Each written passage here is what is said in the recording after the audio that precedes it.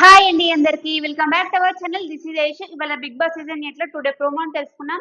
Today ప్రోమోలో నిన్న ration కోసం నిఖిల్ క్లైన్ ఇంకా అబే క్లైన్ అయితే ఇద్దరు పోటీ పడుతున్నారు కదా. బెలూన్ విషయంలో అయితే యష్మి అయితే చాలా సీరియస్ అయింది.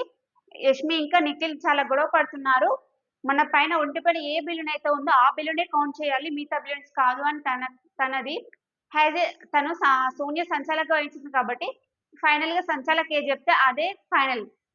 ఇప్పుడు సోనియా ఒకసారి మణికంఠ సీత అన్నప్పుడు కూడా అలానే, అంటే సంచాలక్ ఏ చెప్తే అది వినాలి అని గట్టిగా మాట్లాడినప్పుడు మరి వీళ్ళు చెప్పినప్పుడు సోనియా చెప్పినప్పుడు కూడా వీటిని వినాలి కదా, వినట్లేదు.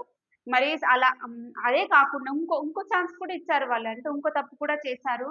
ప్రేరణ సంచాలకంగా వహించినప్పుడు సాక్స్ గేమ్ లో అప్పుడు తన చీఫ్ ఏ చెప్తే అది చెప్పింది, ఆ యష్మి ఏ చెప్తే అది చేసింది. మరి అప్పుడు వాళ్ళు మాట్లాడలే.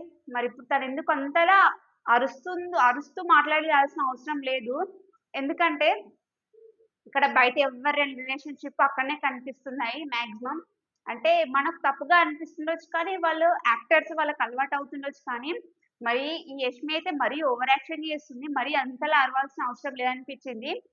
ఇక అది అయిపోయిన తర్వాత ప్రేరణ అందులో ఓడిపోయామని ఇక్కడికి విష్ణుప్రియ అన్నానికి వెళ్తే ఇలా తీసి ఇలా వేసిందంట. నిజంగా అన్నం దగ్గర ఎవరు కోపం తీర్చుకోదు, అన్నం పరబ్రహ్మ స్వరూపం అంటారు కదా.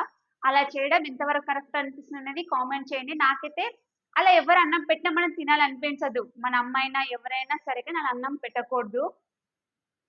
ఏదైనా కోపం ఉంటే కూర్చొని మాట్లాడుకోవాలి, కానీ అలా అన్నం మీద చూపించడం మంచి పద్ధతి కాదు అని నా ఒపీనియన్. ఈ వీడియోకి ఇంతేనండి. ఈ వీడియో మీకు ఎలా అనిపిస్తుంది అనేది కామెంట్ చేయండి. Thanks for watching. Take care.